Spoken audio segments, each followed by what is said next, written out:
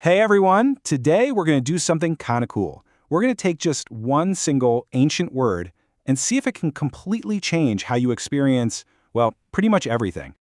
Think about it. When something happens in your life, you basically feel good, bad, or kind of meh, right?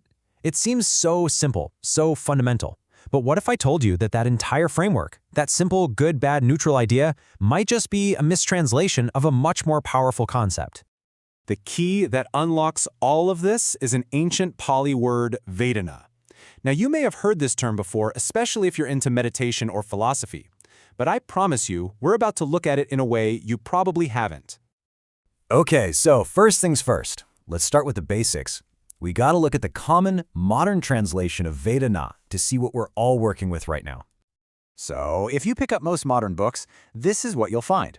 Vedana is defined as the feeling or sensation that pops up when you interact with the world, and it gets sorted into one of three boxes: pleasant, unpleasant, or neutral.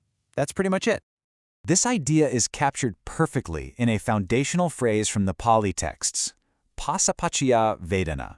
It literally means that when one of your senses, your eyes, your ears, your sense of touch, makes contact with something, a feeling automatically arises. You touch a hot stove, and boom, unpleasant feeling. You taste some amazing ice cream, and boom, pleasant feeling. Simple cause and effect. But is that really the whole story? Okay, now for the fun part. We're going to do a little linguistic hacking. We are going to peel back all those layers of translation to get to the original, intended meaning of this word. The tool for this is a fascinating process called nritti. Think of it like linguistic archaeology. It's a method from the Buddha's time for getting past centuries of interpretation by going straight to the word's root.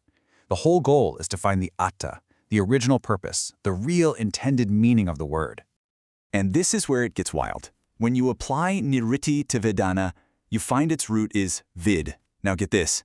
This is the exact same root that gives us words like video, which is about seeing, and wisdom, which is about knowing. It has nothing to do with emotion. The root means to know, to be aware of, or to find. And that one little detail, well, it changes everything. So what happens when we put these two meanings side by side? The shift that happens when we translate Vedana as knowing instead of just feeling, it is absolutely profound. So on the left, you've got the common translation, feeling. It feels passive, right? It's emotional. It's something that just happens to you. But on the right, with the original root meaning, Vedana becomes an active knowing. It's not an emotional reaction, it's the mind's impartial reception of raw data. It's not something happening to you, it's something your mind is simply registering. Here's the best way to think about it.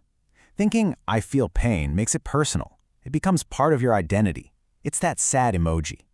But seeing Vedana as it was originally meant, that's like looking at a warning light on your car's dashboard. The light doesn't say, my life is a tragedy. It just flashes a signal. Warning, unpleasant data registered. It's just neutral information, not a personal crisis. Now, why is this tiny little distinction so critical?